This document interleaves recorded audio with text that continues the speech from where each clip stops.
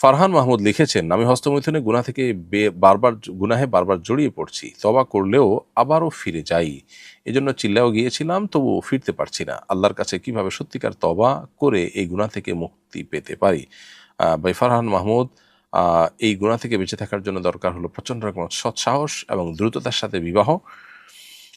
আল্লাহ তাআলা যতটুকু তৌফিক দিয়েছেন, প্রয়োজনে আপনার এক্সপেকটেশনের চাইতে আপনার সাধারণ কোনো পরিবারের মেয়ে বিয়ে করে হলেও আপনি নিজেকে গুনাহ থেকে বাঁচার জন্য সংগ্রাম চালাবেন, চেষ্টা করবেন। আর তওবা করলে আল্লাহ তাআলা তওবা কবুল করবেন তখনই যখন আপনি তওবাটা পরিপূর্ণভাবে করবেন, তওবা করার মতো করবেন, এবং আপনি তওবা করার মতো করেছেন কিনা সেটা নির্ভর করবে যে আপনি গুনাহ থেকে বাঁচতে পারছেন কিনা। এরপর যদি বাঁচতে না পারেন, নিরাশ হওয়ার কিছু নেই, কারণ এই গুনাহে বিশেষ করে নৈরাশ্য মানুষকে অনেক সময় নাস্তিক্যবাদের দিকে, আল্লাহর প্রতি অবিশ্বাসের দিকে নিয়ে যায়। এটা শয়তান করে।